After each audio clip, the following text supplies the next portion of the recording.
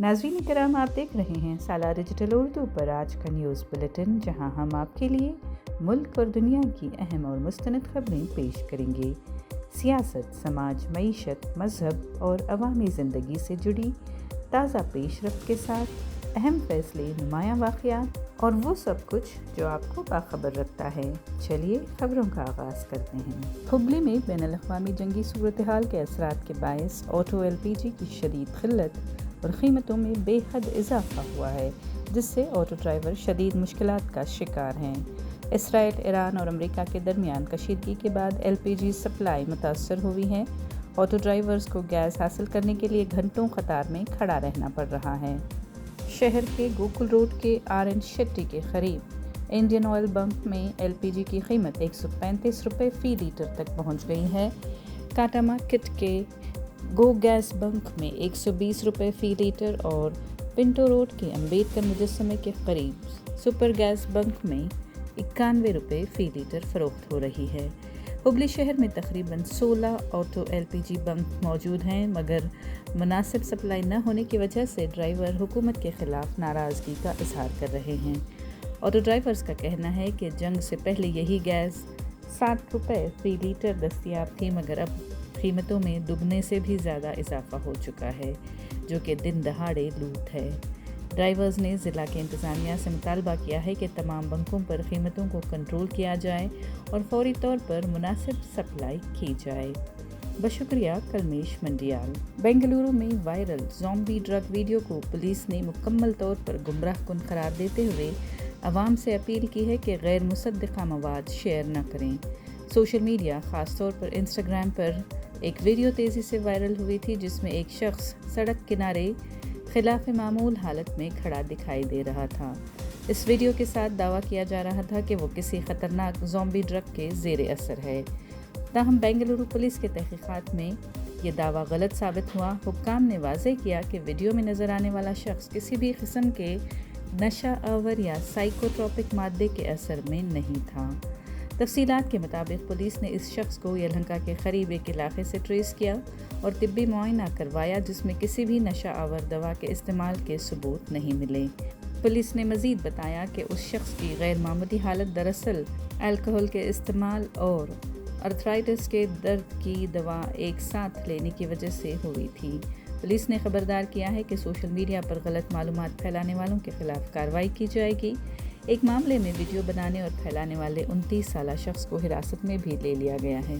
Police का कहना है कि इस तरह की अफवाहें अवाम में खौफ और हरास फैलाती हैं, इसलिए शहरी सिर्फ मुस्तनद मालूमात पर ही यकीन करें और गैर तस्दीक शुदा वीडियोज़ शेयर करने से गुरेज करें।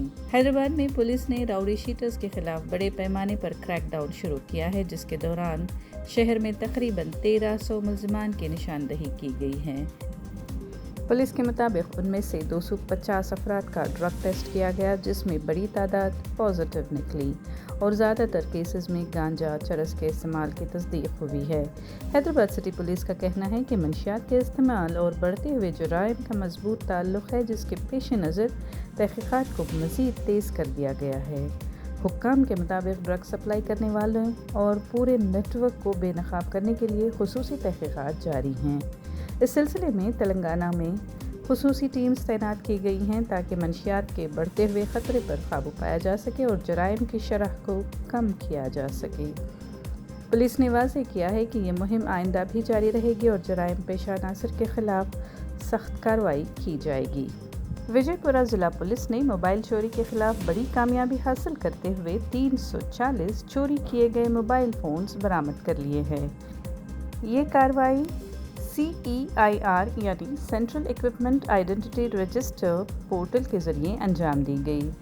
ज़िला के superintendent of police Lakshman Nimbargi IPS ने बताया कि आज के दौर में मोबाइल फ़ोन्स की अहमियत में इजाफ़ा और चोरी के केसेस के पेश नज़र इस इक़दाम को मौसर बनाया गया है। उन्होंने कहा कि पुलिस निज़ाम में CEIR पोर्टल को शामिल करने से चोरी किए गए मोबाइल्स के IMEI नंबर्स को ब्लॉक और ट्रैक करना मुमकिन हुआ है, जिससे ये फ़ोन्स नाकाबिल इस्तेमाल हो जाते हैं और उन्हें वापस हासिल करना आसान हो जाता है। ये निज़ाम महकमा टेलीकम्युनिकेशन की जानिब से तैयार किया गया ایک مرکزی ڈیٹا بیس ہے جو چوری ہوئے ڈیوائسز کی نگرانی اور ان کی بازیابی میں اہم کردار ادا کرتا ہے۔ یہ آپریشن وجے پورہ ضلع کے 26 پولیس اسٹیشنز میں کیا گیا، جہاں پولیس ٹیمز نے نہ صرف مقامی سطح پر بلکہ دیگر ریاستوں میں بھی موبائل فونز کو ٹریس کیا۔ ضبط کیے گئے موبائل فونز اب ان کے مالکان کو واپس کیے جا رہے ہیں اور بقیہ شکایات کی تحقیقات بھی جاری ہیں۔ پولیس نے شہریوں سے اپیل کی ہے کہ اگر ان کا موبائل فون گم یا چوری ہو جائے تو فوراً CEIR پورٹل یا موبائل ایپ پر رجسٹریشن کروائیں اور IMEI نمبر فراہم کریں تاکہ جلد از جلد ٹریکنگ ممکن ہو اور ذاتی ڈیٹا محفوظ رکھا جا سکے۔ بہار کے وزیر اعلیٰ اور جنتا دل یونائیٹڈ کے سربراہ نتیش کمار نے آج راجیہ سبھا کے رکن کی حیثیت سے حلف اٹھا لیا۔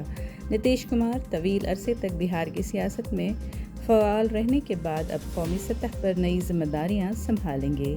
حلف برداری کی تقریب راجیہ سبھا کے چیئرمین CP رادھا کرشنن کی موجودگی میں منعقد ہوئی، جس میں سینئر رہنما JP نڈا، نرملا سیتارمن اور ارجن رام میگھوال بھی شامل تھے۔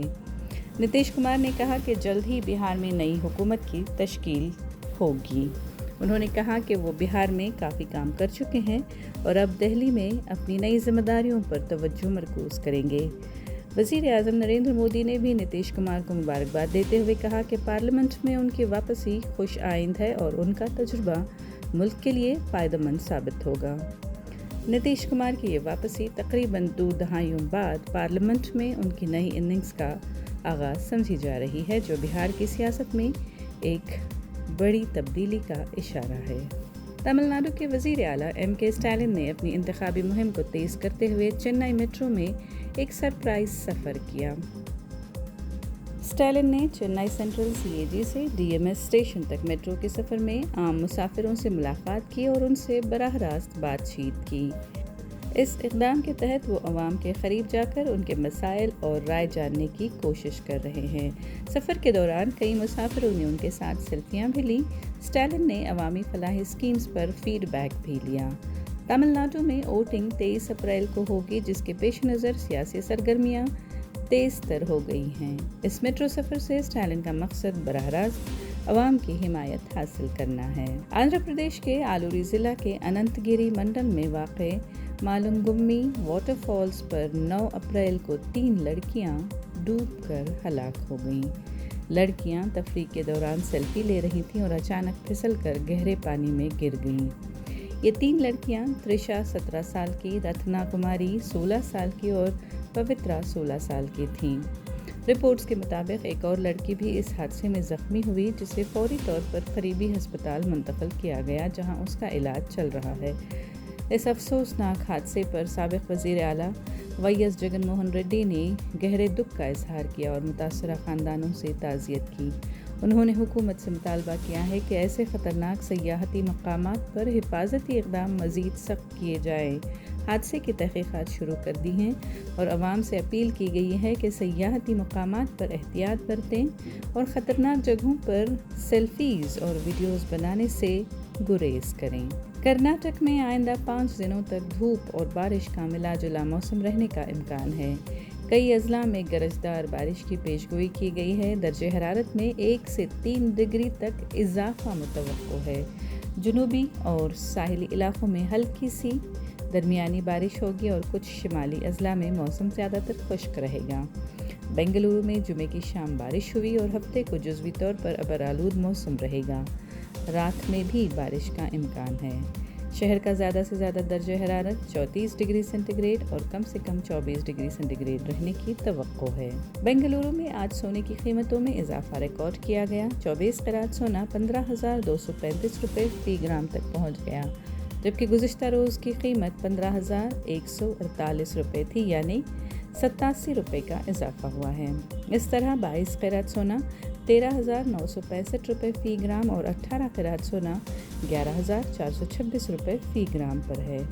ماہرین کے مطابق بنگلورو میں سونے کی قیمتیں ملکی اور عالمی مارکیٹ کے رجحانات کے مطابق طے ہوتی ہیں۔ مقامی ٹیکس اور لاجسٹکس کی وجہ سے معمولی فرق آ سکتا ہے۔ یہ قیمتیں اس بلیٹن کے ریکارڈ کرتے وقت کی ہیں۔ بشکریہ گڈ ریٹرنز۔ آج کے نیوز بلیٹن سے اتنا ہی۔ اگلی ملاقات تک اجازت دیجیے، تب تک باخبر رہیں اور اپنا خیال رکھیں۔ کامنٹ سیکشن میں ہمیں ضرور بتائیں کہ آپ کون سی نیوز سننا چاہتے ہیں۔ سالار ڈیجیٹل اردو کو سبسکرائب، لائک اور شیئر ضرور کریں۔